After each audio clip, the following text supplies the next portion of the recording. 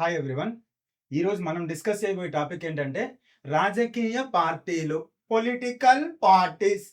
మరి ఇప్పుడు ఈ ఈ అంశం డిస్కస్ చేయడానికి గల కారణం ఏంటి సార్ అంటే, ప్రస్తుతం కరెంట్ అంశాలలో రీసెంట్గా మనకు బీహార్ ఎలక్షన్స్ జరిగాయి, అవునా? మరి బీహార్ ఎలక్షన్స్ జరిగినప్పుడు బీహార్ ఎలక్షన్స్ గురించి మాత్రమే చదువుకుంటామా? కాదు. దాని చుట్టూ ఉన్న ఎన్విరాన్మెంట్, దాని చుట్టూ ముడిపడి ఉన్న అంశాల గురించి తెలుసుకుంటేనే రేపు పోటీ పరీక్షలలో నువ్వు ఏ ప్రశ్న ఇచ్చినా దానికి జవాబు చేయటానికి సిద్ధంగా ఉన్నట్టు. పొలిటికల్ పార్టీస్, పొలిటికల్ పార్టీస్ మరి తెలుగులో ఏమంటారు సార్? రాజకీయ పార్టీలు. రాజకీయ పార్టీలు క్లియరా సార్? పొలిటికల్ పార్టీస్, రాజకీయ పార్టీలు. సార్ పొలిటికల్ పార్టీస్ గురించి ఏముంది సార్ తెలుసుకోవడానికి? నాకు తెలుసు కదండి సార్, మా ఆంధ్రప్రదేశ్లో అయితే ఎన్టీ రామారావు గారు స్థాపించిన తెలుగుదేశం పార్టీ ఉంది. ఇటు సైడ్ వైఎస్ జగన్ గారు స్థాపించిన వైఎస్ఆర్సీపీ, యువజన శ్రామిక రైతు కాంగ్రెస్ పార్టీ ఉంది సార్.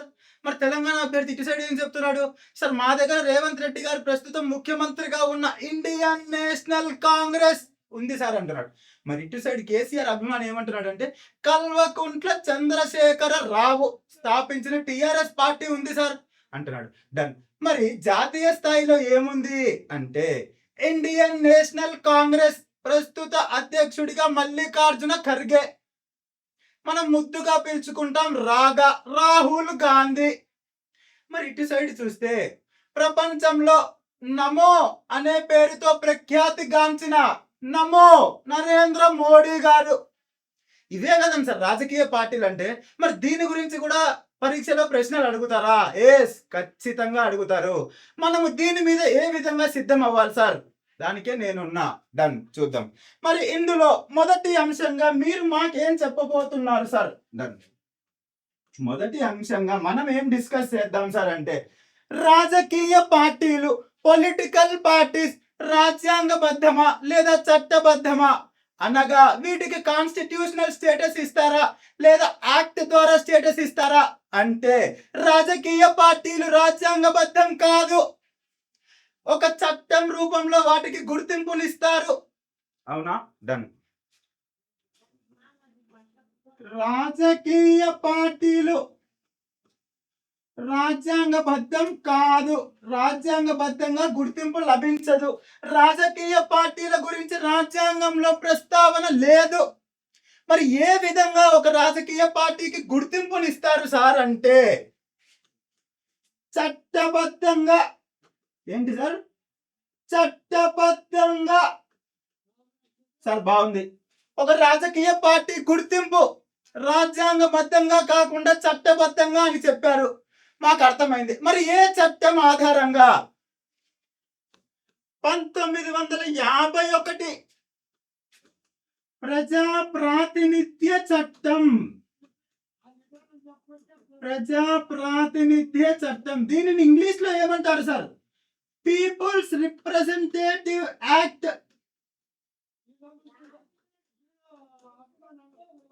సార్ ఏ చట్టం ఆధారంగా? 1951 ప్రజా ప్రాతినిధ్య చట్టం, పీపుల్స్ రిప్రజెంటేటివ్ యాక్ట్. క్లియర్ సార్, నాకు అర్థమైంది. ఇది రాజ్యాంగబద్ధంగా కాదు, చట్టబద్ధంగా ఇస్తారు అన్నారు. సార్ మరి రాజకీయ పార్టీ, పొలిటికల్ పార్టీ అనే పదం రాజ్యాంగంలో ఉందా సార్? Excellent question. ఇదే క్వశ్చన్ చాలా సార్లు మనం రాయబోయే రైల్వే పరీక్షలలో, ఇటు ఎస్ఎస్సి పరీక్షలో, ఆంధ్రప్రదేశ్ పోలీస్ కానిస్టేబుల్ పరీక్షలలో అత్యధిక సార్లు రిపీట్ అయిన ప్రశ్న. రాజకీయ పార్టీ అనే పదం రాజ్యాంగంలో ఉందా? మౌలిక రాజ్యాంగంలో లేదు సార్. రాజకీయ పార్టీ అనే పదం మౌలిక రాజ్యాంగంలో లేదు. అదేంటి సార్, మరి మౌలిక రాజ్యాంగంలో లేదు అని స్పెసిఫిక్ గా చెప్తున్నారంటే ప్రస్తుతం ఏమైనా ఉందా? ఎస్, నువ్వు ఆలోచన కరెక్ట్. ప్రస్తుత రాజ్యాంగంలో ఉంది. మరి మౌలిక రాజ్యాంగంలో లేకుండా ప్రస్తుత రాజ్యాంగంలో ఉంది అంటే దాన్ని ఏదైనా సవరణ ద్వారానే కదా చేర్చారు, అవునా? మరి ఏ రాజ్యాంగ సవరణ ద్వారా చేర్చిన ప్రధానమంత్రి ఎవరు?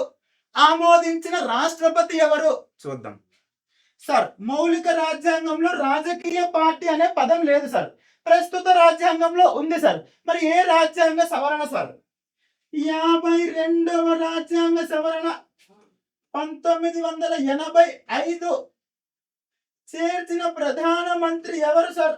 రాజీవ్ గాంధీ. రాజీవ్ గాంధీ. మరి రాష్ట్రపతి ఎవరు sir? Gyani Zail Singh. Done, clear. రాజకీయ పార్టీ అనే పదం మౌలిక రాజ్యాంగంలో లేదు, మరి ప్రస్తుత రాజ్యాంగంలో ఉంది. ఎలా తీసుకొచ్చారు సార్? 52వ రాజ్యాంగ సవరణ 1985వ సంవత్సరం తీసుకొచ్చిన ప్రధాని రాజీవ్ గాంధీ, ఆమోదించిన రాష్ట్రపతి జ్ఞాని జైల్ సింగ్. Clear sir. మరి నేను ఒక రాజకీయ పార్టీని స్థాపించాలనుకుంటున్నా. ఏ ఆర్టికల్ ద్వారా నేను రాజకీయ పార్టీని స్థాపించగలను? అనగా భారత రాజ్యాంగంలో పేర్కొన్న ఏ ఆర్టికల్ ద్వారా నేను రాజకీయ పార్టీని స్థాపించగలను? Very good question. మరి నేను ఒక రాజకీయ పార్టీని స్థాపించాలంటే ఏ ఆర్టికల్ ద్వారా స్థాపించగలను అంటే article 19 sub class 1 sub class C. ఈ ఆర్టికల్ ద్వారా రాజకీయ పార్టీని నేను స్థాపించగలను. సార్ మరి ఏంటి సార్ ఈ article 19 sub class 1 sub class C అన్నారు? మరి ఏంటి సార్? నిన్న మనం భాగాలు డిస్కస్ చేసేటప్పుడు క్లియర్ గా మీకు నేను ఒక విషయాన్ని చెప్పాను. ఏంటి? 3వ భాగంలో ఫండమెంటల్ రైట్స్, ప్రాథమిక హక్కులు ఆర్టికల్ 12 నుండి 35 వరకు ఉన్నాయి సార్ అని క్లియర్ గా చెప్పానా? ఈ 12 నుండి 35 వల్ల ఆర్టికల్స్ లో 19 ఆర్టికల్ ప్రకారం సార్ మరి ఈ ఆర్టికల్ ఏం చెప్తుంది సార్? సంఘాల స్థాపన, స్వేచ్ఛగా భారతదేశంలో ఒక సంఘాన్ని స్థాపించుకునే స్వేచ్ఛ. అంటే రాజకీయ పార్టీ కూడా ఒక సంఘం లాంటిదే. ఒక సమూహంతో కూడిన ప్రజలు అనగా సమూహం అనగా ప్రజలు, కొంతమంది ప్రజలు కలిస్తే దాన్ని సమూహం అంటాం. ఏదైనా సమూహం కలిసి ఒక సంస్థను కానీ ఒక సంఘాన్ని కానీ ఒక రాజకీయ పార్టీని కానీ స్థాపించాలంటే రాజ్యాంగంలో ఏ ఆర్టికల్లో పేర్కొన్నారు సార్? 19 క్లియర్. మనము రాజకీయ పార్టీ ఇంట్రడక్షన్ లో తెలుసుకున్న 3 అంశాలు ఏంటి ఇప్పటిదాకా? సార్ రాజకీయ పార్టీలు రాజ్యాంగబద్ధమా లేదా చట్టబద్ధమా అంటే రాజ్యాంగబద్ధం కాదు, చట్టబద్ధం. మరి ఏ చట్టం ద్వారా? 1951 ప్రజా ప్రాతినిధ్య చట్టం. క్లియర్. మరి 2వ అంశం సార్ మౌలిక రాజ్యాంగంలో రాజకీయ పార్టీ అనే పదం ఉందా? లేదు. మరి ప్రస్తుత రాజ్యాంగంలో ఉందా? ఉంది. మరి ఎప్పుడు తీసుకొచ్చారు సార్? 52వ రాజ్యాంగ సవరణ 1985 రాజీవ్ గాంధీ, జ్ఞాని జైల్ సింగ్. క్లియరా? క్లియర్. నెక్స్ట్ 3వ అంశంగా మనం ఏం తెలుసుకున్నాం సార్? ఏ ఆర్టికల్ ద్వారా రాజకీయ పార్టీల స్థాపన జరుగుతుంది? క్లియర్. Article 19 C. ఈ ఇంట్రడక్షన్ లో నేను చెప్పిన 3 అంశాలు 3 క్వశ్చన్స్ గా 3 బిట్లుగా వివిధ పోటీ పరీక్షలలో అడిగినవి, ఎంతో ముఖ్యమైనవి. ప్రతి ఒక్కరు నోట్స్ లో నోట్ చేసుకోండి. Clear sir. మరి నెక్స్ట్ ఏం చర్చించబోతున్నారు సార్? రాజకీయ పార్టీ విధానం. రాజకీయ పార్టీ విధానం. సార్ రాజకీయ పార్టీ విధానం అంటే ఏంటి? మన ప్రపంచంలో ఐక్యరాజ్య సమితి యుఎన్ఓ ద్వారా గుర్తించబడిన దేశాల సంఖ్య ఎంత సార్? 193. అనగా అధికారికంగా మన ప్రపంచంలో మొత్తం దేశాల సంఖ్య ఎంత సార్ అంటే 193. క్లియర్. ఒక్కొక్క దేశంలో ఒక్కొక్క పార్టీ విధానం ఉంది సార్. అర్థం కాలే? ఇంకా క్లారిటీ. డన్. ఈ పార్టీ విధానాలలో మనం తెలుసుకోవలసింది ఏంటి సార్ అంటే మొదటగా ఏక పార్టీ విధానం, 1 పార్టీ సిస్టమ్. మొదట ఏం చెప్పాలి సార్? ఏక పార్టీ విధానం, 1 పార్టీ సిస్టమ్. మరి 2 ద్విపార్టీ విధానం. ద్విపార్టీ విధానం, డ్యూయల్ పార్టీ సిస్టమ్. బహుపార్టీ విధానం. బహుపార్టీ విధానం అనగా పాలిపార్టీ సిస్టమ్. పాలిపార్టీ సిస్టమ్. సార్ నేను నిదానంగా క్లియర్గా చెప్తున్నా, మీరు క్లాస్ వింటూనే రన్నింగ్ నోట్స్ రాసుకోండి. స్పెషల్గా నోట్స్ డిక్టేట్ చేయబడదు, ముందే చెప్తున్నా. క్లాస్ వింటూనే నోట్స్ రాసుకోండి. నేను చాలా నిదానంగా క్లియర్గా చెప్తున్నా. డన్. సార్ మరి ఏకపార్టీ విధానం అంటే ఏంటి? సార్ ఏకపార్టీ విధానం అంటే ఏంటి? ఆ దేశంలో ఒక్కటే రాజకీయ పార్టీ ఉంటుంది. 2, 3, 4 ఇలా కొన్ని రాజకీయ పార్టీలు ఉండవు. దేశమంతా ఒకటే రాజకీయ పార్టీ. క్లియర్? అదేంటి సార్ మరి ఎన్నిక ఎలా జరుగుతుంది? ఒక్కటే రాజకీయ పార్టీ ఉంటే, మరి దానికి పోటీ లేకుంటే మరి ఎన్నిక ఎలా జరుగుతుంది? ప్రజలు ఎన్నుకోవాలా లేదా? నేను రాజ్యాంగ భాగాలు మొదటి క్లాస్ చెప్పినప్పుడు చెప్పా, ఎన్నిక కేవలం ప్రజాస్వామ్య దేశాలలో మాత్రమే జరుగుతుంది. రాచరిక దేశాలు మరియు ప్రజాస్వామ్యం కాని దేశాలు అక్కడ ఎన్నిక జరగదు. తమను పరిపాలన చేసే అధికారులను ప్రజలు ఎన్నుకోరు. అవునా? డన్. మరి ఏకపార్టీ విధానం, ఇక్కడ ఎన్నిక జరగదు. ప్రజలు తమ నాయకులను ఎన్నుకోరు. ఒకటే రాజకీయ పార్టీ ఉంటుంది. మరి అధ్యక్షుడు ఎలా అవుతాడు సార్? ఆ రాజకీయ పార్టీ తమలో ఒక సభ్యుడిని పార్టీ అధ్యక్షుడిగానో లేదా దేశ అధ్యక్షుడిగానో నియమించుకుంటుంది. అలా నియమించబడిన అధ్యక్షుడే ఆ దేశానికి అధ్యక్షుడిగా ఉంటాడు. ప్రజలకు నచ్చినా నచ్చకపోయినా ప్రజల ఆలోచనతో వారికి పని లేదు. మేము ఏ అధ్యక్షుడిని నియమిస్తామో వాళ్ళే అధ్యక్షులు. మేము మీకు ఏ నాయకుడిని నియమిస్తామో వాళ్ళే నాయకులు. ఇక్కడ ఎన్నిక జరగదు, ఒకటే పార్టీ ఉంటుంది. క్లియర్? మరి ఏమైనా ఉదాహరణలు ఉన్నాయా సార్? ప్రపంచంలో ఇటువంటి దేశాలు ఏమైనా ఉన్నాయా సార్? ఉన్నాయి. Best example one party system. మరి దీనికి ఎగ్జాంపుల్స్ ఏంటి సార్? ఏవైనా కొన్ని దేశాల పేర్లు చెప్పండి. Done.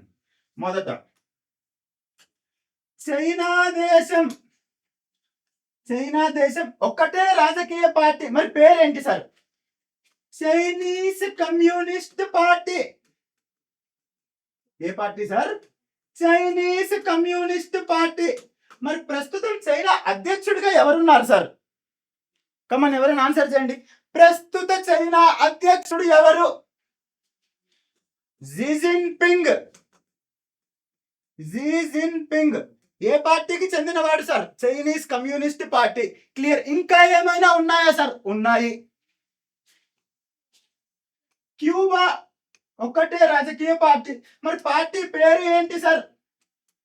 Communist party of Cuba. Communist party of Cuba. Done. ఇంకా ఏమైనా ఉన్నాయా సార్? ఉన్నాయి. నార్త్ కొరియా, మరి పార్టీ పేరేంటి సార్? Workers party. ఏ party sir? Workers party of Korea. Okay, clear. For example ఏ దేశాలు ఉన్నాయి sir? China, Cuba, North Korea. Done. Sir మరి ప్రస్తుత నార్త్ కొరియా అధ్యక్షుడు ఎవడు సార్? ప్రపంచ దేశాలు డొనాల్డ్ ట్రంప్ కి గడగడలాడుతుంటే డొనాల్డ్ ట్రంప్ అమ్మ మొగుడిగా తయారయ్యాడు. ఎవరు సార్? నార్త్ కొరియా అధ్యక్షుడు. ఏమైనా కదిలించామంటే అణుబాంబు పేలుస్తా అంటాడు, అమెరికాను లేకుండా చేస్తా అంటాడు. డొనాల్డ్ ట్రంప్ కి నిద్ర కూడా లేకుండా చేస్తున్న అధ్యక్షుడు ఎవరు సార్? నార్త్ కొరియా అధ్యక్షుడు. అతని పేరేంటి సార్? కిమ్ము. కిమ్ము మామా. Kim Jong Un. ఏం పేరు sir? Kim Jong Un. A party sir? Workers party of Korea. Clear? మనం ఏక పార్టీ విధానం గురించి చర్చించాం. నెక్స్ట్ ద్విపార్టీ విధానం, డ్యూయల్ పార్టీ సిస్టమ్. సార్ మరి ద్విపార్టీ విధానం, రెండే రాజకీయ పార్టీలు ఉన్న దేశాలు ఉన్నాయా సార్? ఉన్నాయి. సార్ మరి ఎగ్జాంపుల్స్ చెప్తారా? చూద్దాం. USA, United states of America. రెండే రాజకీయ పార్టీలు సార్ అమెరికాలో. ఒకటి డెమోక్రటిక్ పార్టీ, మరొకటి రిపబ్లికన్ పార్టీ. ఏ పార్టీలు sir? Democratic party, Republican party. మరి ప్రస్తుత 47వ అధ్యక్షుడిగా అమెరికాకున్న వ్యక్తి ఎవరు సార్? Donald Trump. మరి ట్రంప్ ఏ పార్టీకి చెందినవాడు సార్? Republican party. క్లియర్. ఇంకా ఏమైనా పార్టీలు ఉన్నాయా సార్? ఇంకా ఏమైనా దేశాలు ఉన్నాయా సార్? రెండే రాజకీయ పార్టీలు కలవి. ఉన్నాయి. యూకే, బ్రిటన్ అంటాం. మరి ఇక్కడ ఉన్న పార్టీలు ఏంటి sir? Conservative party, labour party. ఒకటి కన్సర్వేటివ్ పార్టీ, మరొకటి లేబర్ పార్టీ. మరి ప్రస్తుతం బ్రిటన్ ప్రధానమంత్రి ఎవరు sir? Keir Starmer. Keir Starmer ఏ పార్టీకి చెందినవాడు sir? Labour party. Keir Starmer labour పార్టీకి చెందినవాడు.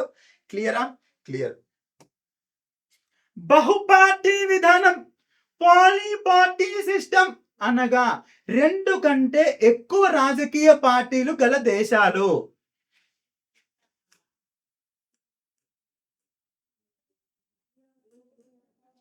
ఏకపార్టీ విధానం అయిపోయింది సార్. ద్విపార్టీ విధానం అయిపోయింది సార్. బహుపార్టీ విధానం 2 కంటే ఎక్కువ పార్టీలు ఉన్న దేశాలు, అంటే మినిమం 3 పార్టీలు ఉండాలి. మరి బెస్ట్ ఎగ్జాంపుల్ ఏంటి సార్? భారతదేశం, ఇండియా. సార్ మరి ఇండియాలో అన్ని రాజకీయ పార్టీలు ఉన్నాయా? అన్నీ కాదు, ఎన్నో. సందుకు ఒక రాజకీయ పార్టీ ఉంది, అవునా? డన్. మరి ఇంకా ఏమైనా దేశాలు ఉన్నాయా sir? Yes. Italy, France etcetera మొదలగునవి. అనగా బహుపార్టీ గల దేశాలు చాలా ఉన్నాయి. ఏకపార్టీ, ఒకే రాజకీయ పార్టీ గల దేశాలు, ద్విపార్టీ, డ్యూయల్ పార్టీ, 2 రాజకీయ పార్టీ గల దేశాలు. ఇవి చాలా ముఖ్యమైనవి. మనకు బహుపార్టీ గల దేశాలు ఎక్కువగా ఉన్నాయి సార్. మరి రీసెంట్గా ఒక 3-4 సంవత్సరాల క్రితం రైల్వే ఆర్ఆర్బి గ్రూప్ డి పరీక్షలో ఒక ప్రశ్న ఏమడిగారు సార్ అంటే, అత్యధిక రాజకీయ పార్టీలు గల దేశం ఏది? Done. More number of political parties in which country? A country sir? మనం ఉన్నదే సార్, భారతదేశం. గుర్తుపెట్టుకోండి, అత్యధిక రాజకీయ పార్టీలు గల దేశం భారతదేశం. క్లియరా సార్? క్లియర్. సార్ మరి నెక్స్ట్ ఇంకా ఏం చర్చించబోతున్నారు సార్? క్లియర్. నేను ఒక పార్టీని స్థాపించాను మా కడప నియోజకవర్గంలో. నేను ఎమ్మెల్యేగా పోటీ చేయడానికి, లేదా వార్డు కౌన్సిలర్గా పోటీ చేయడానికి, లేదా ఎంపీగా లోక్సభకు కంటెస్ట్ చేయడానికి నేను ఒక పార్టీని స్థాపించాను. మరి ఆ పార్టీని ఏమంటారు సార్? నా పార్టీ పేరు కాదు, అఫీషియల్గా గవర్నమెంట్ నాకు గుర్తింపుని ఇస్తుంది, నీ పార్టీ ఇది. మరి నా పార్టీ పేరుని ఏమంటారు సార్? Registered party. ఎవరైనా ఒక పార్టీని స్థాపిస్తే ఆ పార్టీకి వచ్చే గుర్తింపు ఏంటయ్యా అంటే రిజిస్టర్డ్ పార్టీ. క్లియరా? క్లియర్.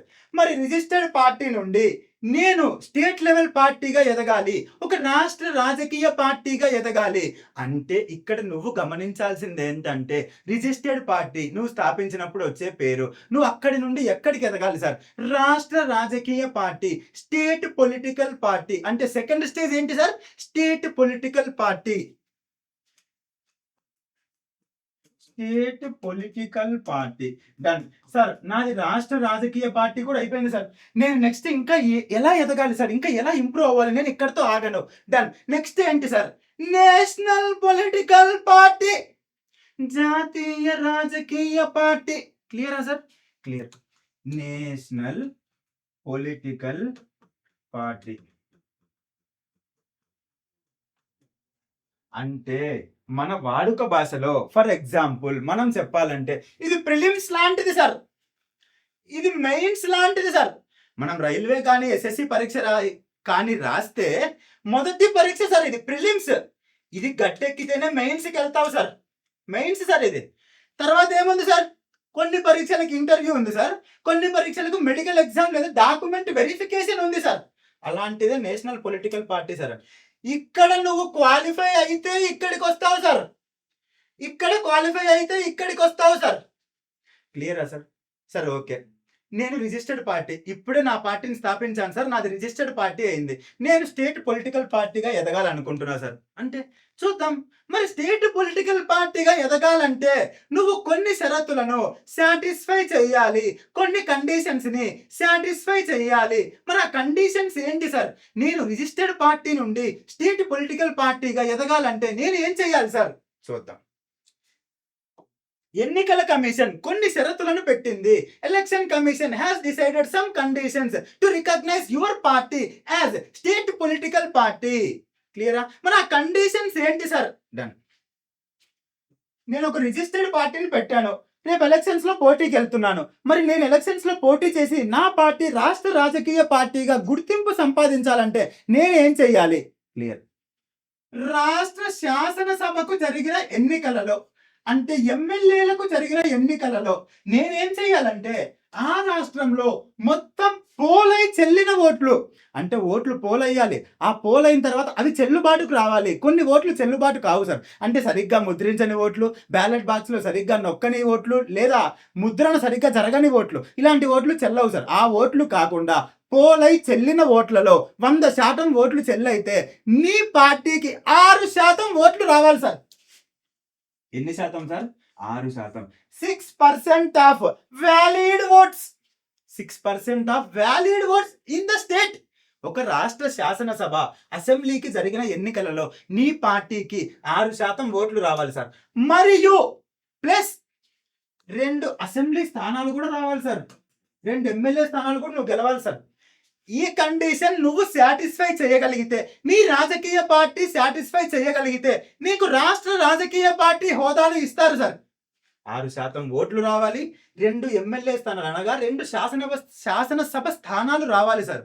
క్లియరా? నేనేం చెప్పానంటే, అయ్యో ఎన్నికల అధికారి గారు, నేను ఈ కండిషన్ సాటిస్ఫై చేయలేనండి, నాకు 6% ఓట్లు గెలిచే స్థాయి లేదండి అన్న. అప్పుడు ఎన్నికల అధికారి నాకేం చెప్పాడు? బాధపడద్దు జగన్, బాధపడద్దు, నీకు ఇంకొక అవకాశాన్ని ఇస్తాను అన్నాడు. ఇప్పుడు నేను మళ్ళీ ఇంకొక అవకాశం ఏంటి సార్ అన్న. అప్పుడు ఆయన ఏం చెప్పాడంటే, లోక్సభకు జరిగిన ఎన్నికలలో అనగా పార్లమెంటుకు జరిగిన ఎన్నికలలో ఏదైనా రాష్ట్రంలో, ఒక రాష్ట్రంలో మొత్తం పోలై చెల్లిన ఓట్లలో వ్యాలిడ్ ఓట్స్ లో 6% ఓట్లను సాధించు చరణ్. మరియు ఒక ఎంపీ స్థానాన్ని అనగా ఒక లోక్సభ స్థానాన్ని సాధించు. ఏం చెప్పాడు నాకు? 6% ఓట్లను సాధించు. ఈ శాసనసభ కాదండి, లోక్సభ. 6% ఓట్లను సాధించు మరియు ఒక ఎంపీ స్థానాన్ని సాధించు. అప్పుడు నేను నీకు రాష్ట్ర రాజకీయ పార్టీ హోదా ఇస్తాను.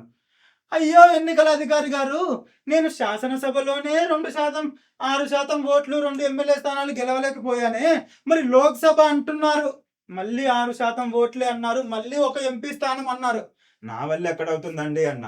ఓకే చరణ్, ఇంకా బాధపడకు, నీకు ఇంకొక అవకాశం ఇస్తా అన్నాడు. అయ్యో సార్ థ్యాంక్ యూ, మరి ఇంకొక అవకాశం ఏంటి సార్ అంటే ఆయన చెప్తున్నాడు, 3వ అవకాశంగా శాసనసభ అనగా ఒక రాష్ట్రంలో శాసనసభకు జరిగే ఎన్నికలలో నువ్వు 3% స్థానాలను గెలువు. ఎన్ని శాతం? 3% స్థానాలు అనగా 100 స్థానాలు ఉంటే దాంట్లో 3 స్థానాలు గెలువు, లేదా మరియు కాదు, లేదా 3 స్థానాలను గెలువు. ఏం చెప్పాడు సార్? Clarity important sir. 3% స్థానాలు లేదా 3 స్థానాలు, ఏదో ఒకటి గెలువు. నేను ఏది ఎక్కువ ఉంటే అది తీసుకుంటాను, నువ్వు ఏమి ఇబ్బంది పడకయ్యా. 3% స్థానాలన్నా గెలువు, లేదా 3 స్థానాలన్నా గెలువు, నేను ఏది ఎక్కువ అయితే అది తీసుకుంటాను అన్నాడు. ఎక్కడ? ఒక రాష్ట్ర శాసనసభకు జరిగిన ఎన్నికలలో. అయ్యో గురువు గారు, అయ్యో ఎన్నికల అధికారి గారు, నేను ఇక్కడ 2 స్థానాలే గెలవలేకపోయాను, ఇక్కడ 1 స్థానమే గెలవలేకపోయాను, మీరేంటండి బాబు మళ్ళీ ఇక్కడ 3 స్థానాలు అంటున్నారు, నా వల్ల కాదండి. అప్పుడు ఎన్నికల అధికారి గారు చాలా మంచివారు, ఎందుకంటే ముందు రోజు మా ఇంట్లో భోజనం పెట్టా ఆయనకి, కాబట్టి నాకు ఇంకొక అవకాశం ఇచ్చారు. అదేంటి సార్? ఒక రాష్ట్ర శాసనసభ లేదా ఎంపీ పార్లమెంటు, ఒక రాష్ట్ర శాసనసభ లేదా పార్లమెంటుకు జరిగిన ఎన్నికలలో మొత్తం 8% ఓట్లను సాధించు. 100% ఓట్లు పోల్ అయ్యి చెల్లుబాటు అయితే వ్యాలిడ్ ఓట్స్ లో నువ్వు మొత్తం 8% ఓట్లను సాధించు చరణ్. అప్పుడు నీకు రాష్ట్ర రాజకీయ పార్టీ హోదాని ఇస్తాను. నువ్వు ఇక్కడ ఎటువంటి స్థానాలు గెలవద్దబ్బా, ఏమొద్దులే, 8% ఓట్లను సాధించు, నేను నీకు రాష్ట్ర రాజకీయ పార్టీ హోదాని ఇస్తాను అన్నాడు. Thank you so much sir అని ఆయనకు ధన్యవాదాలు చెప్పి మళ్ళీ రాత్రికి ఇంటికి తీసుకుపోయి బిర్యానీ పెట్టా. ఎందుకు? స్థానాలు గెలవడం నాకు కష్టం కావచ్చు, కానీ 8% ఓట్లను సాధించడం నాకు పెద్ద కష్టం కాదు కదా. డన్. ఇవి నువ్వు స్థాపించిన రిజిస్టర్డ్ పార్టీ నుండి రాష్ట్ర రాజకీయ పార్టీగా అభివృద్ధి చెందాలంటే, డెవలప్ అవ్వాలంటే ఈ 4 కండిషన్స్ లో ఏదో ఒక కండిషన్ ని నువ్వు సాటిస్ఫై చెయ్యాలి. క్లియరా? క్లియర్. నీట్గా నోట్స్ రాసుకోండి. ఎటువంటి పరిస్థితులలో నోట్స్ డిక్టేట్ చేయబడదు, నేను క్లియర్గా క్లారిటీగా చెప్తున్నా. డన్. స్క్రీన్ షాట్ తీసుకునే వాళ్ళు స్క్రీన్ షాట్ తీసుకోండి, లేదా నోట్స్ రాసుకునే వాళ్ళు నోట్స్ రాసుకోండి. డన్. నెక్స్ట్, మరి నా పార్టీ రిజిస్టర్డ్ పార్టీ నుండి రాష్ట్ర రాజకీయ పార్టీగా ఎదిగింది కదా. ఇప్పుడు నేను ఇంకా ఇక్కడితో ఆగట్లే, నేను ఇంకా ఎదగాలనుకుంటున్నా. అప్పుడు నేనేం చేయాలి? జాతీయ రాజకీయ పార్టీ, నేషనల్ పొలిటికల్ పార్టీగా ఎదగాలనుకుంటున్నా. మరి నేషనల్ పొలిటికల్ పార్టీగా ఎదగాలనుకున్నప్పుడు మరి నేను సాటిస్ఫై చేయాల్సిన కండిషన్స్ ఏంటి చూద్దాం. మళ్ళీ అదే ఎన్నికల అధికారి వచ్చాడు. నేను రాష్ట్ర రాజకీయ పార్టీగా ఎదిగిన తర్వాత మళ్ళీ అదే ఎన్నికల అధికారి వచ్చాడు. మళ్ళీ ఆయన దగ్గరికి వెళ్ళా, అయ్యా గురువు గారు, నేను రాష్ట్ర రాజకీయ పార్టీగా ఎదిగానండి, మీ దయతో మంచి కండిషన్ ఇచ్చారండి. నాకు 4వ కండిషన్ ద్వారా నేను 8% ఓట్లను సాధించి రాష్ట్ర రాజకీయ పార్టీగా ఎదిగాను సార్. ఇప్పుడు నేను జాతీయ రాజకీయ పార్టీగా ఎదగాలనుకుంటున్నాను సార్. మరి నేను ఏం చేయాలి సార్? ఏవైనా కండిషన్స్ చెప్పండి సార్ అంటే, ఆయన నాకు చెప్పిన మొదటి షరతు లేదా మొదటి కండిషన్ ఏంటి సార్ అంటే, 4 రాష్ట్రాలలో ఏంటి, మినిమం కనీసం 4 రాష్ట్రాలలో రాష్ట్ర రాజకీయ పార్టీగా కనీసం 4 రాష్ట్రాలలో రాష్ట్ర రాజకీయ పార్టీగా గుర్తింపు తెచ్చుకో అన్నాడు. నేనేం చేశాను? ఇప్పుడు నా పార్టీ ఒక రాష్ట్రంలో రాష్ట్ర రాజకీయ పార్టీ గుర్తింపు లభించింది. ఆయన ఏమంటున్నాడు? కనీసం 4 రాష్ట్రాలు, మినిమం 4 స్టేట్స్. ఓకే, ఆలోచిస్తున్నా, సార్ ఇది నాకు వర్కౌట్ అయ్యేలా లేదు, ఇంకేమైనా ఉన్నాయా? ఎస్ ఉన్నాయి సార్, నీకోసమే ఇంకోటి చెప్తా విను. మరి 2వ కండిషన్ ఏంటి సార్? శాసనసభ వద్దు, ఎంపీ పార్లమెంట్ ఎన్నికలు జరుగుతాయి కదా, ఈ పార్లమెంట్ ఎన్నికలలో 6% ఓట్లను సాధించు. ఎన్ని శాతం సార్? 6%. పోలై చెల్లిన ఓట్లు, వ్యాలిడ్ ఓట్స్ మాత్రమే 6% ఓట్లను సాధించు. మరి అది ఒక రాష్ట్రంలో కాదు చరణ్, ఒక రాష్ట్రంలో కాదు, 4 రాష్ట్రాలలో,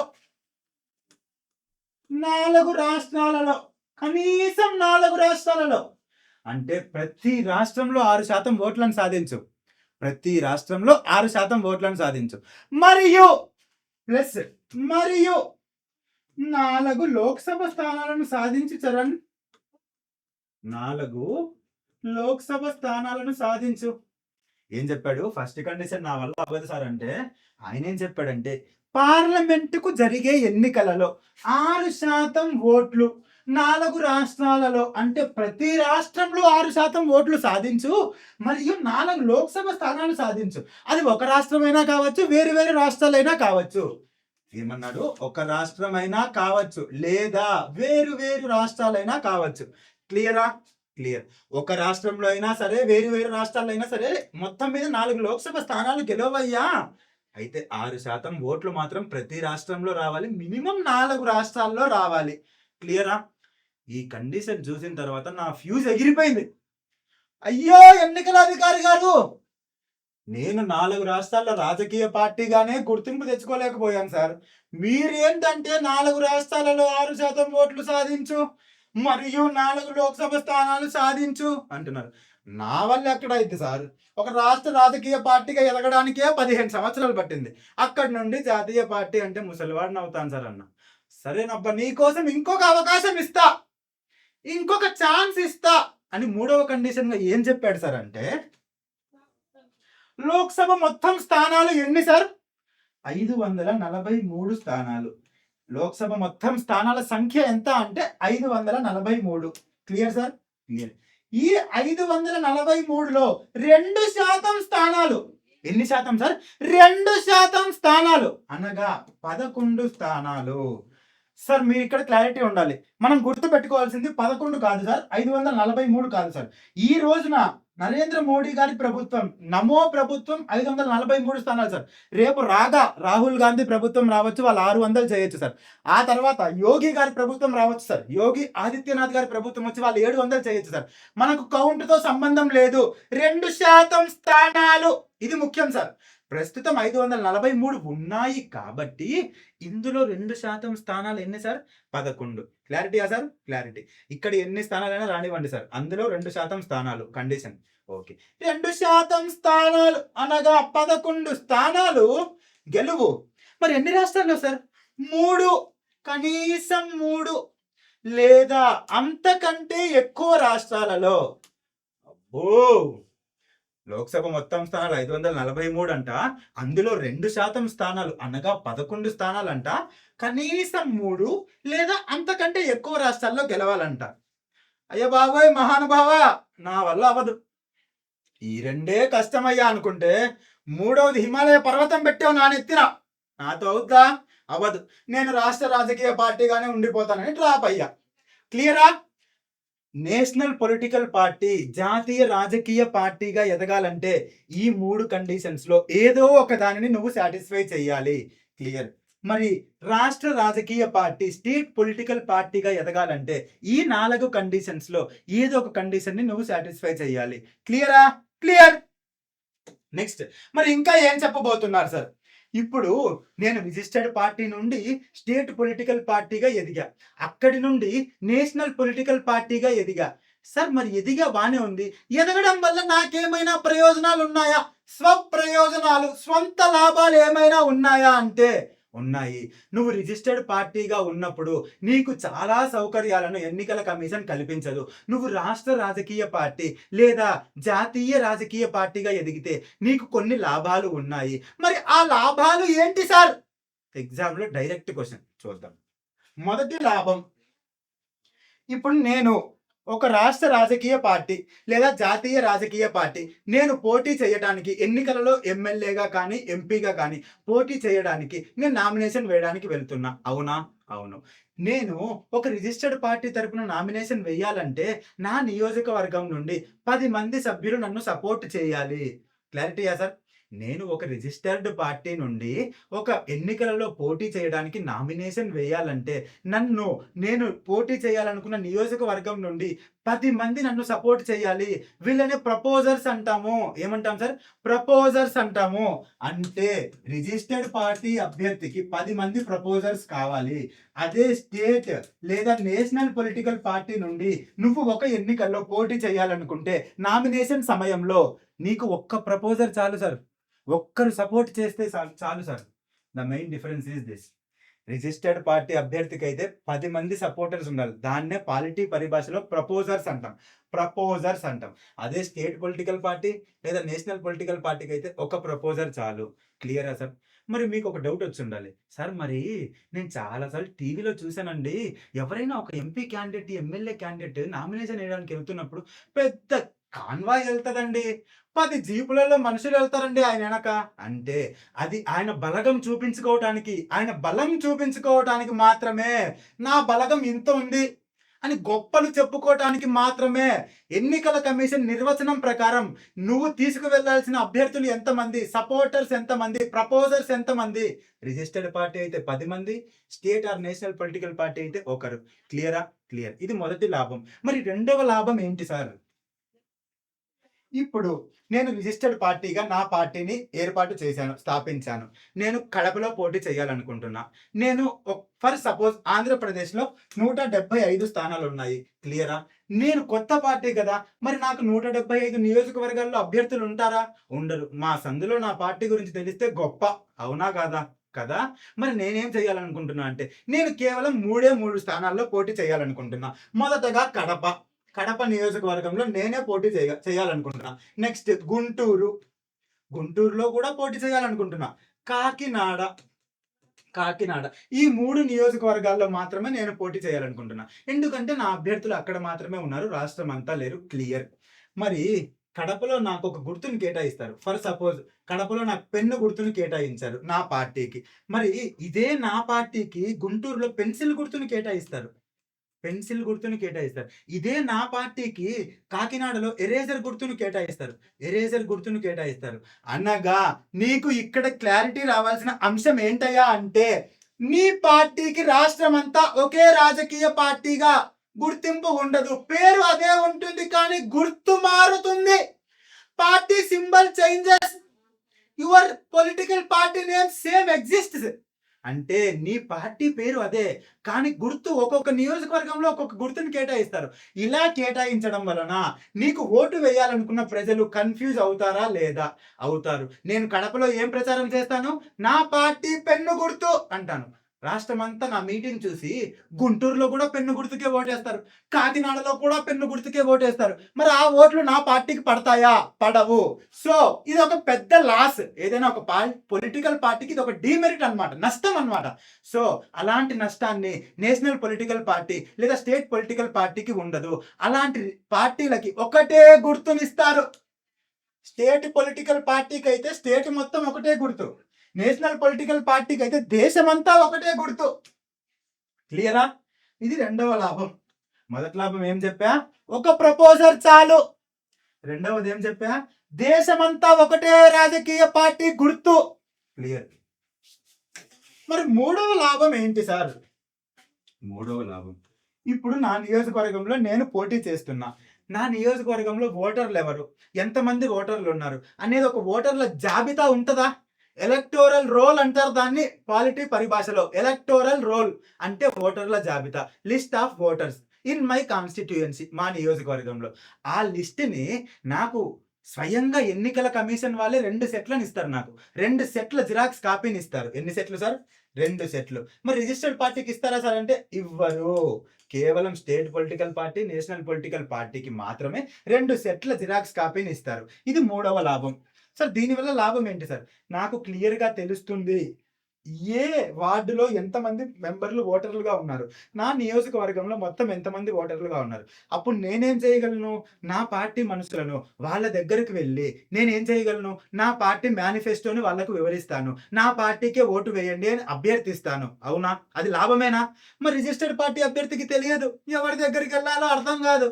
10 ఏళ్ల పిల్లోడికి ఓటు హక్కు ఉందో లేదో తెలియదు, 70 ఏళ్ల ముసలవ్వకు ఉందో లేదో తెలియదు. ఒక కన్ఫ్యూజన్ లో పడతాడు. కానీ ఆ confusion state political party, national political పార్టీకి ఉండదు. క్లియర్. ఇది మూడవ లాభం. మరి నాలుగవ లాభం ఏంటి సార్? ప్రచారం. ప్రచారం ఆకాశవాణి, దూరదర్శన్. ఇప్పుడు నేను ఒక రిజిస్టర్డ్ పార్టీని స్థాపించా. నాకు బాగా డబ్బులున్నాయి, కొన్ని కోట్లకు పడగెత్తా, కోటీశ్వరుణ్ణి. నేనేం చేయగలను? ప్రైవేట్ మీడియా అనగా TV5, TV9, సాక్షి, ఎన్టీవీ, బీసీసీ ఇలాంటి ప్రైవేట్ మీడియాలో నా పార్టీ ప్రొపగాండా చేసుకోవచ్చు, నా పార్టీ ప్రచారం చేసుకోవచ్చు. అవునా కాదా? కరెక్ట్. మరి state political party, national political party కూడా ఆ మీడియాలో ప్రచారం చేసుకోవచ్చు. మరి దీనివల్ల లాభం ఏంటి సార్ అంటే state political party, national political పార్టీలకు ఆకాశవాణి, దూరదర్శన్ లాంటి ప్రభుత్వ మీడియా సంస్థలలో కూడా ప్రచారం చేసుకోవడానికి అవకాశాన్ని ఇస్తారు. ప్రతిరోజు నిర్దిష్ట సమయాన్ని కేటాయిస్తారు, స్పెసిఫిక్ టైంని ఇస్తారు. మీ పార్టీని ప్రచారం చేసుకోండి అయ్యా ఆకాశవాణి, దూరదర్శన్ ద్వారా అని ఎవరికి అవకాశం ఇస్తారు సార్ అంటే state political party, national political party. అవునా? అవును. మీకు ఒక డౌట్ రావచ్చు, సార్ ఈ కాలంలో ఎవడు సార్ ఆకాశవాణి, దూరదర్శన్ చూస్తున్నాడు? మేము చూసేది సాక్షి సార్, మేము చూసేది TV9 sir, ETV2 sir, TV5 sir. కరెక్టే కదా? మంచి డౌటే అడిగావే కదా. ఇప్పుడు సిటీస్లో కానీ టౌన్స్లో కానీ ఈ వార్తా ఛానళ్ళు ఉంటాయి, టీవీల్లో ఉంటాయి. మరి కుగ్రామాలలో, చిన్న చిన్న గ్రామాలలో, కరెంట్ కనెక్షన్ కూడా లేని గ్రామాలలో, కేవలం రేడియోలు మాత్రమే వింటూ వార్తల్ని తెలుసుకునే గ్రామాలలో మరి వాళ్ళకి ఎలా ప్రచారం చేయాలి? నువ్వు వెళ్ళి మాట్లాడదామంటే రోడ్లు కూడా లేవయ్యా ఆ ఊర్లకి. మరి ఆ ఊర్లలో నీ పార్టీ గురించి నువ్వు ప్రచారం ఎలా చేయాలి? అంటే ఆ ఊరి ప్రజలు రేడియోలు వింటున్నారు. రేడియోలలో ఆకాశవాణి, దూరదర్శన్ వార్తలు వినపడుతున్నాయి. ఆ విధంగా ఆకాశవాణి, దూరదర్శన్‌లో నీ పార్టీ ప్రచారం జరిగితే కుగ్రామాలలో కూడా నీ పార్టీ గురించి తెలుస్తుంది కదా! అదే రిజిస్టర్డ్ పార్టీకి ఆ అవకాశం ఉందా? లేదు. ఈ ఆకాశవాణి, దూరదర్శన్ ద్వారా మన పార్టీ ప్రచారం అనేది కుగ్రామాలలో భారతదేశ చివరి గ్రామంలో ఉన్న వ్యక్తికి కూడా నా పార్టీ గురించి తెలుస్తుంది కదా! వాడు నాకు ఓటు వేసే అవకాశం ఉంటుంది కదా! ఇదే లాభం. ఆకాశవాణి, దూరదర్శన్‌లో ప్రచారం చేయడం వలన. క్లియర్. క్లియర్. సార్, మరి ఇంకొక లాభం ఏమైనా ఉందా? ఉంది. ఇప్పుడు ఎన్నికల కమిషన్ నీ రాష్ట్రంలో ఎన్నికలు నిర్వహించాలని అనుకుంటుంది. అలాంటి సందర్భాలలో అంటే ఈ లాభం అన్ని సందర్భాలలో ఉండదు సార్. కొన్ని కేసెస్‌లో మాత్రమే, కొన్ని కండిషన్స్‌లో మాత్రమే ఉంటది. అంటే ఎన్నికల కమిషన్ నీ దగ్గరికొస్తది. నీది స్టేట్ పార్టీ లేదా నేషనల్ పొలిటికల్ పార్టీ అయితే. వచ్చి నిన్నడుగుతది. "అయ్యా చరణ్ గారు, మేము మీ రాష్ట్రంలో ఈ తేదీలలో పోలింగ్ నిర్వహించాలనుకుంటున్నాము. ఈ తేదీలలో కౌంటింగ్ నిర్వహించాలనుకుంటున్నాము. ఈ తేదీలలో అభ్యర్థిని ప్రకటించాలనుకుంటున్నాము. మరి ఈ తేదీలు మీకు ఓకేనా సార్? ఏమైనా మార్పులు, చేర్పులు చేయమంటారా సార్?" అని ఎవరిని కన్సల్ట్ అవుతది సార్ అంటే, స్టేట్ లేదా నేషనల్ పొలిటికల్ పార్టీని. ఈ రిజిస్టర్డ్ పార్టీని కన్సల్ట్ అవ్వదు సార్. సార్ ఈ కండిషన్ అన్ని కేసెస్‌లో కాదు సార్. ఈ మెరిట్ అనేది అన్ని కేసెస్‌లో కాదు. ఈ లాభం అన్ని కేసెస్‌లో రాదు. ఎప్పుడో ఒకసారి ఏదైనా కొన్ని సందర్భాలలో మాత్రమే నీ నీ పార్టీ దగ్గరికి వచ్చి ఎన్నికల కమిషన్ అడుగుతుంది సార్. క్లియరా? క్లియర్. ఇలాంటి లాభాలు బోలెడన్ని ఉంటాయి సార్. మనకు ఎగ్జామ్ ఓరియెంటెడ్‌లో పరీక్షా కోణంలో ఈ 5 లాభాలను గుర్తుపెట్టుకోండి చాలు. క్లియరా సార్? క్లియర్. నెక్స్ట్. మరి ఇంకా ఏంటి సార్? మరి ఇంకా రాజకీయ పార్టీల గురించి లేదా పొలిటికల్ పార్టీల గురించి ఏం తెలుసుకోవాలి సార్? ఒక ఎంపీగా పోటీ చేసే అభ్యర్థి ఎవరు సార్? ఒక ఎంపీగా పోటీ చేసే అభ్యర్థి ఎన్నికల్లో పోటీ చేస్తున్నాడు. తను గెలవటానికి చేయవలసిన ఖర్చు ఎంత? అంటే నేను ఎంపీగా పోటీ చేస్తున్నా మా కడప నియోజకవర్గంలో. నేను గెలవాలనుకుంటున్నా. గెలవడం కోసం నేను చేయవలసిన ఖర్చు ఎంత అంటే 95,00,000. ఎన్ని లక్షలు సార్? 95,00,000 వరకు నేను ఖర్చు చేయొచ్చు సార్ నా గెలుపు కోసం. ఏ రాష్ట్రాలలో సార్ అంటే పెద్ద రాష్ట్రాలలో మాత్రమే ఇది. అంటే రాజస్థాన్, ఉత్తరప్రదేశ్, మహారాష్ట్ర, బీహార్, వెస్ట్ బెంగాల్ లాంటి రాష్ట్రాలలో సార్, పెద్ద రాష్ట్రాలలో 95,00,000 వరకు నేను ఖర్చు చేయొచ్చు సార్. సార్ మరి చిన్న రాష్ట్రాలలో ఎంత సార్? చిన్న రాష్ట్రాలలో 70,00,000 వరకు ఖర్చు చేయొచ్చు. 70,00,000 సార్.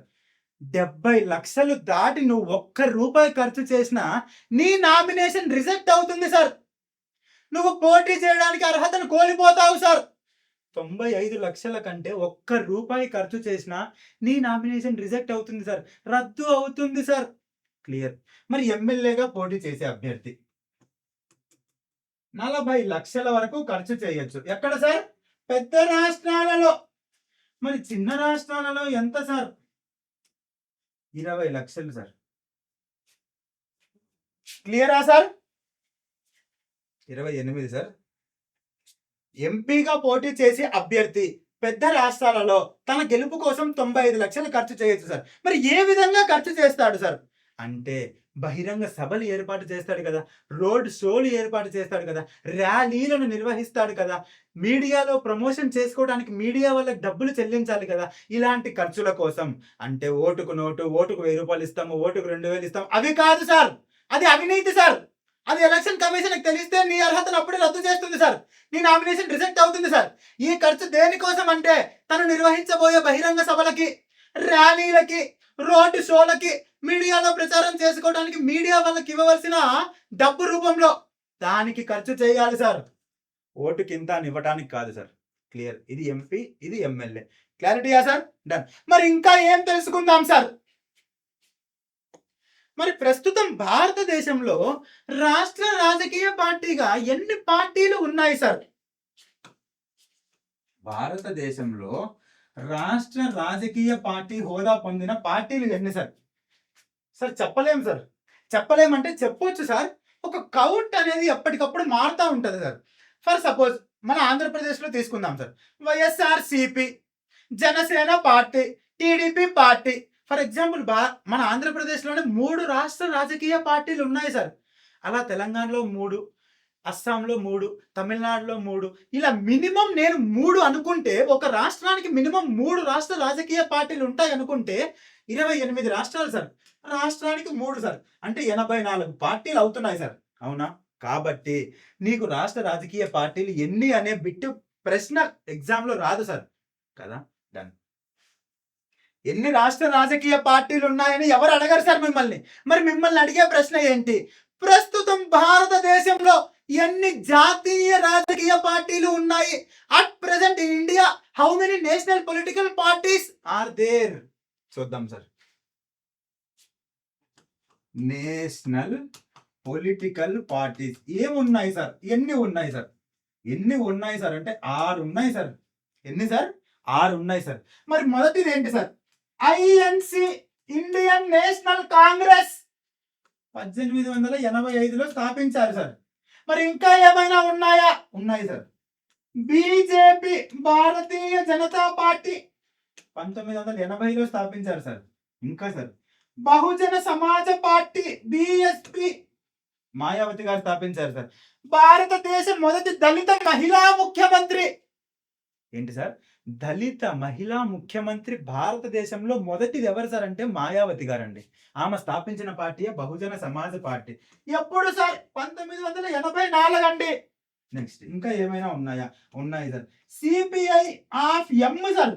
సిపిఐ వేరండి, సిపిఐ ఎం వేరండి. ఇది కమ్యూనిస్ట్ పార్టీ ఆఫ్ ఇండియా అండి. ఇది communist party of India Marxism అండి. అంటే కార్ల్ మార్క్స్ యొక్క సిద్ధాంతాలను పాటించే పార్టీ అండి ఇది సిపిఐ ఆఫ్ ఎం అండి. ఇది ఎప్పుడు స్థాపించారు? 1964. ఇంకా ఉన్నాయా సార్? ఉన్నాయి. ఆమ్ ఆద్మీ పార్టీ 2012 సంవత్సరంలో స్థాపించబడిన ఆమ్ ఆద్మీ పార్టీ ఢిల్లీలో ఉన్న అవినీతిని చీపురుతో ఊడ్చి అవతలేస్తాను. ఏమన్నాడు సార్? ఢిల్లీలో ఉన్న అవినీతిని చీపురుతో ఊడ్చి అవతలేస్తాను అని చీపురు గుర్తునే తన పార్టీకి సింబల్ గా పెట్టుకొని 2012లో అరవింద్ కేజ్రీవాల్, ఎవరు సార్? అరవింద్ కేజ్రీవాల్ మన భారత రాజధాని అయిన ఢిల్లీ నడిబొడ్డులోనే ఆమ్ ఆద్మీ పార్టీని స్థాపించాడు సార్. ఏం చెప్పాడు సార్ స్థాపించేటప్పుడు? ఢిల్లీలో ఉన్న అవినీతిని చీపురుతో ఊడ్చి అవతలేస్తా అన్నాడు. చీపురునే తన రాజకీయ పార్టీ గుర్తుగా పెట్టుకున్నాడు. ప్రస్తుతం జాతీయ రాజకీయ పార్టీ హోదాను కూడా పొందాడు సార్. క్లియర్. మరి 6వ పార్టీ ఏముంది sir? National People's Party. National People's Party 2013లో మేఘాలయలో స్థాపించారు సార్. ఇది పిఏ సంగమా. ఎవరు sir? PA Sangma. National People's Party 2013లో స్థాపించారండి. మేఘాలయ రాష్ట్రంలో స్థాపించారు. పిఏ సంగమా సార్. ఇప్పుడు మేఘాలయలో అధికారంలో ఉన్న పార్టీ నేషనల్ పీపుల్స్ పార్టీ. ముఖ్యమంత్రిగా ఉన్న వ్యక్తి కొన్రాడ్ సంగమా. ఎవరు సార్? కొన్రాడ్ సంగమా. ఈ కొన్రాడ్ సంగమా ఎవరయ్యా అంటే ఈ పిఏ సంగమా వాళ్ళ కొడుకు. పిఏ సంగమా వాళ్ళ అబ్బాయి కొన్రాడ్ సంగమా ప్రస్తుతం మేఘాలయ రాష్ట్ర ముఖ్యమంత్రిగా ఉన్నారు. Clear sir. అంటే ప్రస్తుతం భారతదేశంలో జాతీయ రాజకీయ పార్టీ హోదా పొందిన పార్టీలు ఎన్ని sir? 6. Indian National Congress, Bharatiya Janata Party, Bahujan Samaj Party, Communist party of India Marxism. గుర్తుపెట్టుకోవాలి sir. Aam Aadmi Party, Nationalist peoples Party. ఈ 6 ప్రస్తుతం భారతదేశంలో జాతీయ పార్టీ హోదాను అనుభవిస్తున్న రాజకీయ పార్టీలు సార్. డైరెక్ట్ క్వశ్చన్ అడిగితే ఎన్ని అంటాడు? 6 అని ఆన్సర్ చేయండి సార్. లేదా ఆప్షన్స్ లో పార్టీ నేమ్స్ ఇచ్చి కానిది ఏది సరైనది ఏది అంటాడు, గుర్తించాలి సార్. అప్పుడు మీరు ఈ 6 రాజకీయ పార్టీ పేర్లు గుర్తుపెట్టుకోవాలండి. క్లియరా? Clear sir. మరి ఇంకా ఏం చదవచ్చు సార్? ఇంకా చదువుదాం.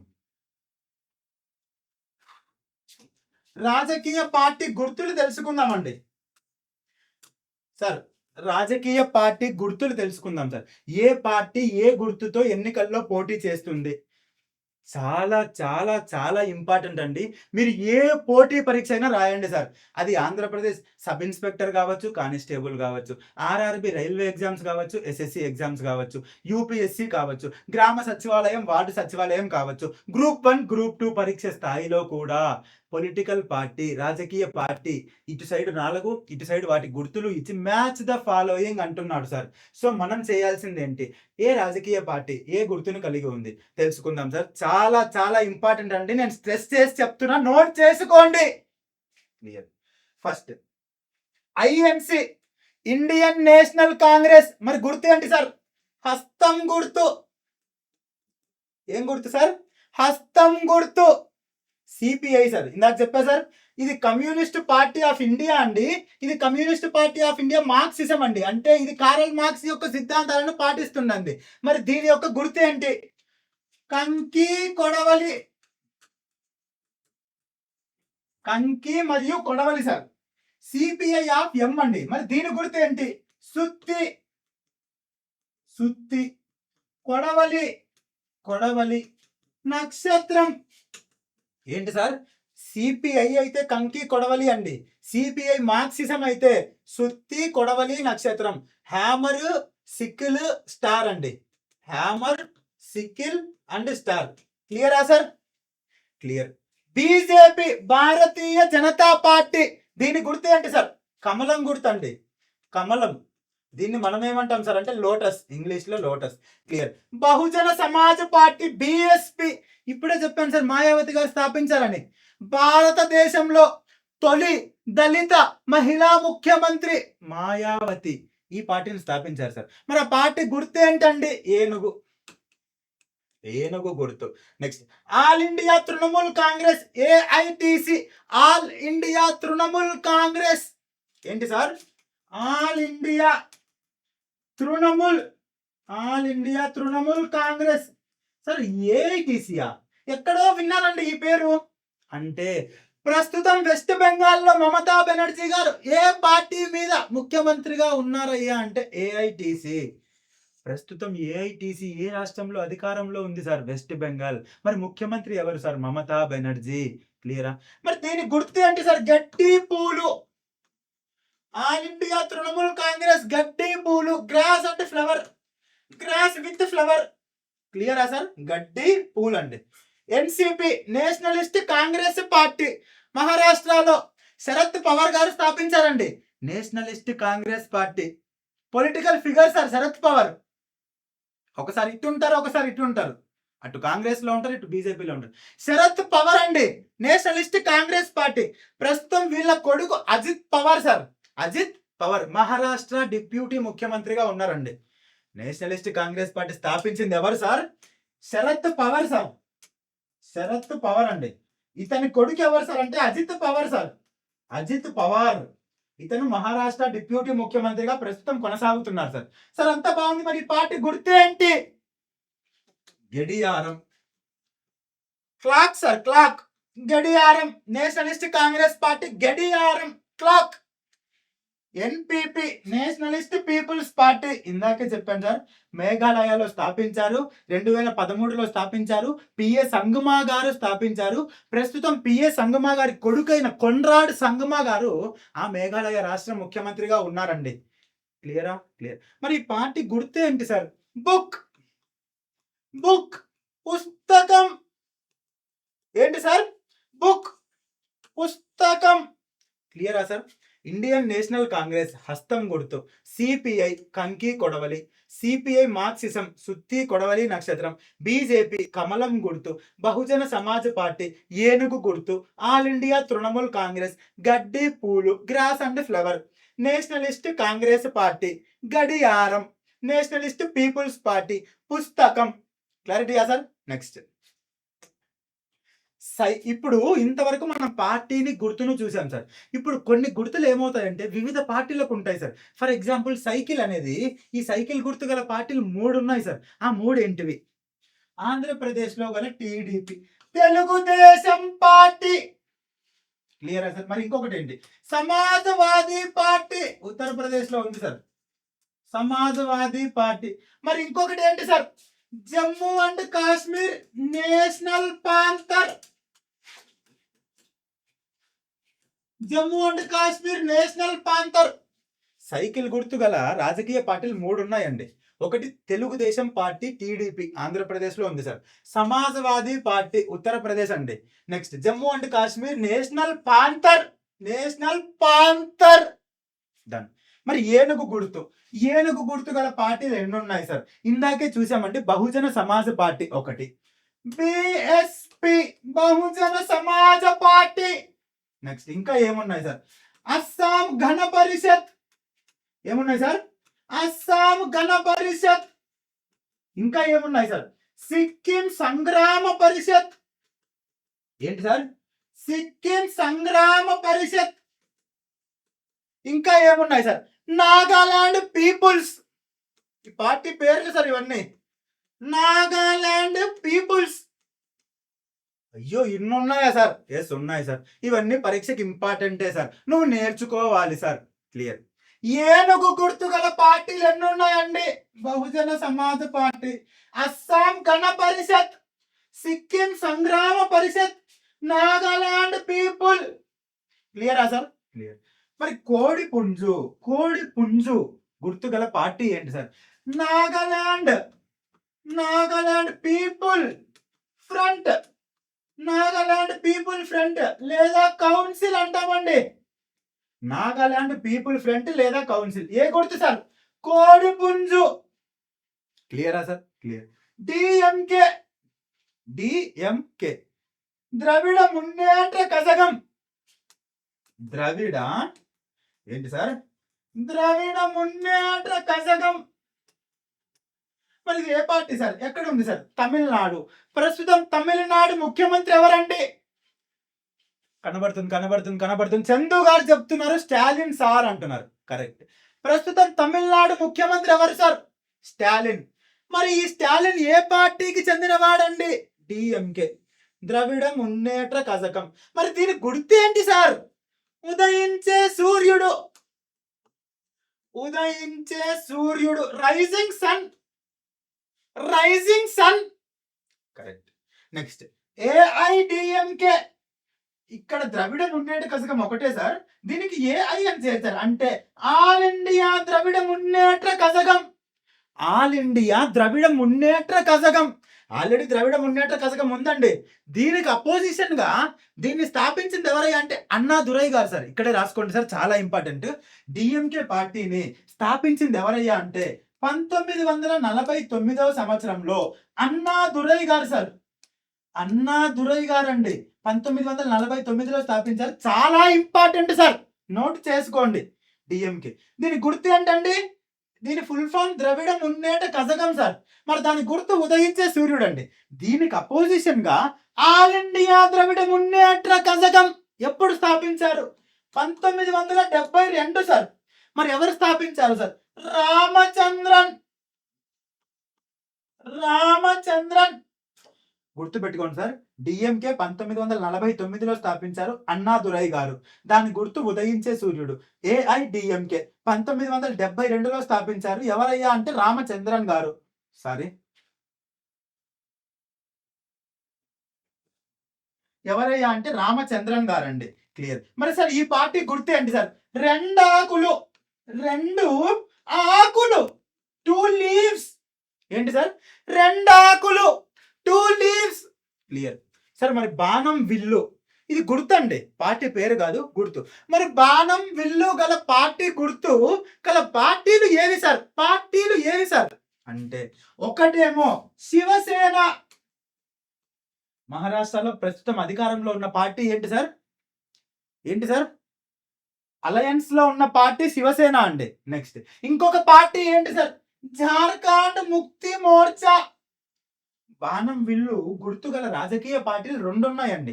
ఒకటి శివసేన సార్, ఒకటి జార్ఖండ్ ముక్తి మోర్చా. నోట్ చేసుకోండి సార్, జార్ఖండ్ ముక్తి మోర్చా. అయితే శివసేన బాణం విల్లు ఏ రంగులో ఉంటాయి అంటే కాషాయం రంగు. అంటే ఆరెంజ్ అని చెప్తాం సార్, కాషాయం రంగు. మరి జార్ఖండ్ ముక్తి మోర్చా యొక్క బాణం విల్లు ఏ రంగులో ఉంటాయంటే ఆకుపచ్చ. క్లియరా సార్? Clear sir. నోట్స్ క్లారిటీగా రాసుకోండి. Next Janata Dal United. Janata Dal United sir. You అంటే యునైటెడ్. ప్రస్తుతం బీహార్లో 20వ తేదీ అనగా నవంబర్ 20వ తేదీ ప్రమాణ స్వీకారం చేయబోతున్న ముఖ్యమంత్రి నితీష్ కుమార్. చెప్తాను సార్, ఈ టాపిక్ అయిపోయిన తర్వాత బీహార్ అసెంబ్లీ ఎలక్షన్స్ గురించి చెప్తాను. 20వ తేదీ ఇప్పుడే వచ్చింది సార్ అప్డేట్. నవంబర్ 20వ తేదీన బీహార్ ముఖ్యమంత్రిగా ఎవరు ప్రమాణ స్వీకారం చేయబోతున్నారంటే నితీష్ కుమార్ గారు. మరి నితీష్ కుమార్ గారు ఏ పార్టీకి చెందిన వారు? జనతాదళ్ యునైటెడ్. మరి గుర్తు ఏంటి సార్? బాణం గుర్తు సార్. ఇందాక మనం చెప్పింది బాణం విల్లు అండి, ఇక్కడ ఓన్లీ బాణం sir. Clarity important. Next Janata Dal Secular. Yes అండి, జనతాదళ్ సెక్యులర్. తల మీద ఏంటి సార్? తల మీద గడ్డి మోపు. తల మీద గడ్డి మోపు మోస్తున్న మహిళ. సార్ మనము ఊర్లలో చూస్తూ ఉంటామండి, రెగ్యులర్ గా పల్లెటూర్లలో చూస్తూ ఉంటాం. తల మీద గడ్డి మోపు పెట్టుకొని మహిళలు పొలం నుండి ఇంటికి తీసుకెళ్తారండి, గేదెలకు ఆవులకు మేతగా వేయడానికి. అవునా సార్? తల మీద గడ్డి మోపు మోస్తున్న మహిళ సార్. దేని గుర్తండి? జనతాదళ్ సెక్యులర్ గుర్తు సార్. తల మీద గడ్డి మోపు మోస్తున్న మహిళ. క్లియర్. నెక్స్ట్ రాష్ట్రీయ జనతాదళ్. రాష్ట్రీయ జనతాదళ్. దీని గుర్తు ఏంటి సార్? హరికేన్ లాంతర్. హరికేన్ లాంతర్. క్లియరా సార్? లాంతర్ అండి, బుడ్డి అంటారు, మా ఊర్లో బుడ్డి అంటారండి. అంటే అంటే నా చిన్నప్పుడు కాదు, మా ఫాదర్ జనరేషన్ లో కరెంట్ పోతే క్యాండిల్స్ లేవండి, ఒక లాంతర్ పెట్టుకునే వాళ్ళు. లాంతర్ బుడ్డి అంటాం, అదే సార్ హరికేన్ లాంతర్. Clear sir. Next Biju Janata Dal. మరి బీజు జనతాదళ్ పార్టీ గుర్తు ఏంటి సార్? శంకు. శంకు. క్లియర్. శిరోమణి అకాలీదళ్. శిరోమణి అకాలీదళ్ పార్టీ గుర్తు త్రాసు. త్రాసు సార్, వెయ్యింగ్ మిషన్ అండి, వెయ్యింగ్ మిషన్ త్రాసు. Mizo national Front. మీజో నేషనల్ ఫ్రంట్ స్టార్ గుర్తు సార్. స్టార్ గుర్తు అండి sir. Mizo national front star గుర్తు. ఆమ్ ఆద్మీ పార్టీ. ఏఏపీ ఆమ్ ఆద్మీ పార్టీ. ఢిల్లీలో ఉన్న అవినీతిని చీపురుతో ఊడ్చేస్తాను. ఏం చెప్పాడండి? ఢిల్లీలో ఉన్న అవినీతిని చీపురుతో ఊడ్చేస్తాను అని చెప్పి తన పార్టీ గుర్తుగా చీపురునే పెట్టుకున్నాడు సార్. ఇది సార్ ఆమ్ ఆద్మీ పార్టీ చీపురు సార్. మరి దీనిని స్థాపించిన వ్యక్తి ఎవరు సార్? అరవింద్ కేజ్రీవాల్. చాలా చాలా ఇంపార్టెంట్ అండి, ఎగ్జామ్ లో ఎక్కువ సార్లు రిపీట్ అయింది. అందుకే నేను ఇక్కడ చెప్పా, అక్కడ జాతీయ పార్టీలు చెప్పేటప్పుడు స్ట్రెస్ చేసి చెప్పాను సార్, ఇంపార్టెంట్ అండి. Next National Conference. ఎన్సి అంటారు సార్. National Conference. నాగలి గుర్తండి, నాగలి. జనతా పార్టీ. జనతా పార్టీ. నాగలి పట్టిన రైతు. నాగలి పట్టిన రైతు సార్. ఇక్కడ కన్ఫ్యూజ్ అవ్వద్దండి, నేను అందుకే ఒక దగ్గర రాసా. నేషనల్ కాన్ఫరెన్స్ అన్నప్పుడు నాగలి సార్, జనతా పార్టీ అన్నప్పుడు నాగలి పట్టిన రైతు అండి. క్లియర్. నెక్స్ట్ మక్కల్ నీతి మయం. మక్కల్ నీతి మయం. ఇదేంటి సార్? ఏదో తమిళ పదంలా ఉంది. ఎగ్జాక్ట్లీ, మక్కల్ నీతి మయం.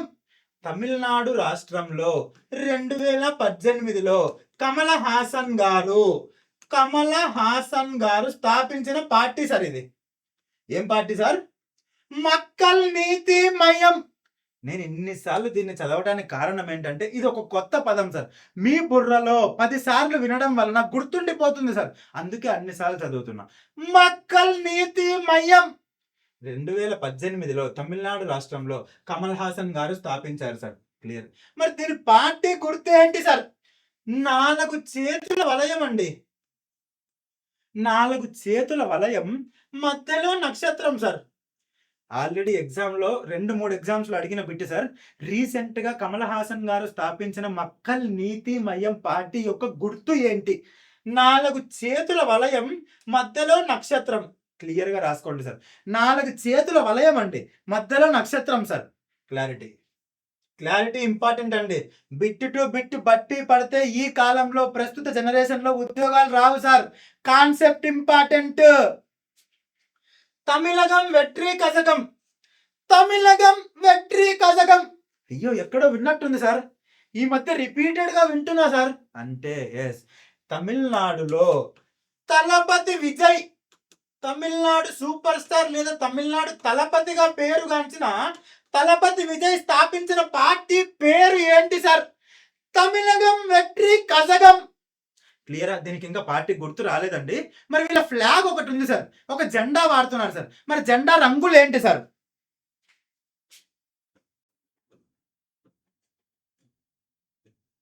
సార్ ఇది జెండా అనుకుంటే ఇక్కడ రెడ్ ఉంది సార్, పైన టోటల్ రెడ్ సార్. ఇది ఇక్కడ రెడ్డే వాడుతున్నాడు సార్. అంటే పైన కింద రెడ్ ఉంది సార్, మధ్యలో ఎల్లో సార్, మధ్యలో ఎల్లో. ఇంకా ఈ ఎల్లో మీద సింబల్ ఏముందంటే సార్, ఇటు సైడ్ ఒక ఎలిఫెంట్ ఉంది సార్, ఇటు సైడ్ ఒక ఎలిఫెంట్ ఉంది సార్, మధ్యలో వైగై ఫ్లవర్ సార్. వైగై పువ్వు పేరు గుర్తుపెట్టుకోండి సార్, వైగై. తెలుగులో చెప్పాలంటే వైగై. ఇది లోటస్ ఫ్లవర్ లానే ఉంటుంది సార్. దీన్ని ఆయన ఒక ఫ్లాగ్ గా యూజ్ చేస్తున్నారు. తమిళగం వెట్రి కజకం రాజకీయ పార్టీకి ఫ్లాగ్ ఉంది సార్. పైన రెడ్ కలర్, కింద రెడ్ కలర్, మధ్యలో ఎల్లో కలర్ సార్. ఈ మధ్యలో ఎల్లో కలర్ మీద ఇటు సైడ్ రెండు ఎలిఫెంట్స్ ఉంటాయండి, మధ్యలో వైగై ఫ్లవర్ ఉంది సార్. ఒకవేళ ఎగ్జామ్ లో పార్టీ గుర్తు లేదు కాబట్టి ఫ్లాగ్ గురించి అడిగితే మీకు క్లారిటీ ఉండాలండి. ఒక ఫ్లాగ్ పైన కింద రెడ్ కలర్ ఉంది, మధ్యలో ఎల్లో కలర్ సార్. ఈ ఎల్లో కలర్ మీద ఇటు సైడ్ ఎలిఫెంట్, మధ్యలో Vaigai flower. Clear, done. Next TRS, Telangana రాష్ట్ర సమితి. మన తెలంగాణ రాష్ట్రంలో కల్వకుంట్ల చంద్రశేఖర్ రావు, కేసీఆర్, ముద్దుగా కేసీఆర్, ఈయన స్థాపించిన పార్టీ అండి. దీని గుర్తు ఏంటి సార్ అంటే కారు గుర్తు అండి. క్లియర్. లోక్ సత్తా పార్టీ, జయప్రకాష్ నారాయణ గారు ఎంతో ప్రతిష్టాత్మకంగా దేశాన్ని ఏదో చేసేద్దాం, దేశాన్ని డెవలపింగ్ కంట్రీ నుండి డెవలప్డ్ కంట్రీగా మారుతాం, అభివృద్ధి చెందుతున్న దేశం నుండి అభివృద్ధి చెందిన దేశంగా మారుతాం అని మన లోక్ సత్తా పార్టీని జయప్రకాష్ నారాయణ గారు ఎన్నో ఆశయాలతో స్థాపించారండి. కానీ ప్రజలు ఆయనకు అధికారాన్ని ఇవ్వలేదు సార్. మరి ఆయన పార్టీ గుర్తు ఏంటి సార్? ఈల విజిల్ అండి, ఈల whistle sir. Lok Satta party వీల whistle, done. Next Janasena party. Andhra Pradesh, Telangana లేదా కొన్ని పొరుగు రాష్ట్రాలలో పవర్ స్టార్ అంటే ఎవరంటే పవన్ కళ్యాణ్ అంటారు sir. Power star Pawan Kalyan garu స్థాపించిన పార్టీ ఏది సార్? జనసేన పార్టీ. మరి ఈ పార్టీ గుర్తు ఏంటండి? Glass tumbler. గ్లాస్ టంబ్లర్ అంటే ఏం లేదు సార్, టీ గ్లాస్ అండి, గ్లాస్ టంబ్లర్. నెక్స్ట్ వైఎస్ఆర్సిపి. మన దివంగత నేత మరియు మహానేత వైఎస్ రాజశేఖర రెడ్డి గారి తనయుడు సార్ వైఎస్ జగన్మోహన్ రెడ్డి స్థాపించిన పార్టీ ఏంటండి? వైఎస్ఆర్సిపి, యువజన శ్రామిక రైతు కాంగ్రెస్ పార్టీ. యువజనులకు, శ్రామికులకు, రైతులకు ఒక అండగా నిలబడే పార్టీ కాంగ్రెస్ పార్టీ అని కాంగ్రెస్ నుండి బయటకు వచ్చి వైఎస్ఆర్సిపి అనే పార్టీని స్థాపించారు సార్. మరి ఈ పార్టీ గుర్తు ఏంటండి? Ceiling fan. Ceiling fan. క్లియరా sir? Clear. Next MIM party. Majlis e Ittehadul Muslimeen. MIM party sir, Majlis e Ittehadul ముస్లిమాన్. ఇది పూర్తి రూపం సార్, దీన్ని ఫుల్ ఫామ్ ఎవరు అడగరు, నేను చెప్పడానికి మాత్రమే చెప్తున్నా. ఎంఐఎం పార్టీ దీని గుర్తు ఏంటి సార్? గాలిపటం. గాలిపటం. క్లియరా సార్? మరి ప్రస్తుతం ఎంఐఎం పార్టీ అధ్యక్షుడు ఎవరు సార్? మన హైదరాబాద్ వాసి అసవుద్దీన్ ఓవైసీ. ఎవరు సార్? మన హైదరాబాద్ వాసి అసవుద్దీన్ ఓవైసీ ఈ ఎంఐఎం పార్టీకి ప్రస్తుతం అధ్యక్షుడిగా ఉన్నాడు సార్. పార్టీ గుర్తు ఏంటండి? గాలిపటం. హైదరాబాద్ లో పతంగ్ అంటారు సార్, హైదరాబాద్ లో పతంగ్ అంటారు, మనం గాలిపటం. Next Revolutionary Socialist Party sir. పారా బొగ్గు కార్మికుడు అండి. దీని పార్టీ గుర్తు ఏంటంటే సార్, పారా బొగ్గు కార్మికుడు. ఇట్లుంటాడు సార్, పార పట్టుకొని బొగ్గును తవ్వుతూ ఒక పారా బొగ్గు కార్మికుడు. ఏ party sir? Revolutionary Socialist Party. Clear. Next sir ఇంకొక పార్టీ ఉందండి, Akhila Bharata Forward Bloc. Akhila Bharata Forward Bloc. Maharashtra Gomantak Party. Akhila Bharata Forward Bloc, Maharashtra Gomantak Party. ఈ రెండు పార్టీలకు గుర్తుగా సింహం సార్. ఏంటి సార్? సింహం, లయన్ అండి, సింహం. నెక్స్ట్ ముస్లిం లీగ్. ముస్లిం లీగ్ ఈ పార్టీ గుర్తు ఏంటి సార్? నిచ్చెన, లాడర్. ముస్లిం లీగ్ పార్టీ గుర్తు ఏంటి సార్? నిచ్చెన, లాడర్. Clear, done. ఇక్కడితో మనము పొలిటికల్ పార్టీస్ లేదా రాజకీయ పార్టీలు గురించి చూడాల్సిన స్టాటిక్ పార్ట్, అంటే మారని సబ్జెక్ట్ సార్. ఇది ఎప్పటికీ మారదు సార్. ఇది ఒక స్టాటిక్ జీకే అంటాం సార్ దీన్ని. ఇది పూర్తి చేసాము. చాలా చాలా ఇంపార్టెంట్ అండి. నేను అక్కడక్కడ, అంటే ఇవన్నీ ఒకే చోట ఉండవు సార్, అక్కడక్కడ ఉన్న విషయాలను అన్ని క్రోడీకరించి మీకు ఈ చాప్టర్లో చెప్పడం జరిగింది. మన రాజ్యాంగం అమల్లోకి వచ్చినప్పుడు 1950 జనవరి 26న ఓటు హక్కు వయసు ఎంత సార్? ఒక అభ్యర్థి ఓటు హక్కు వేయాలంటే, ఒక ఓటు వేయాలంటే తన వయసు ఎంత ఉండేది సార్? 21 సంవత్సరాలు. క్లియర్. మరి ప్రస్తుతం ఎంత ఉంది సార్? 18 సంవత్సరాలు. అంటే మౌలిక రాజ్యాంగంలో 21 సంవత్సరాలు ఉంది, ప్రస్తుతం 18 సంవత్సరాలే ఉంది. అంటే ఏం చేశారు సార్? మార్చారు. ఎలా మారుస్తారు? రాజ్యాంగ సవరణ. ఇదంతా క్లియర్ గా రాజ్యాంగ భాగాల్లో చెప్పాను. మరి ఏ రాజ్యాంగ సవరణ సార్?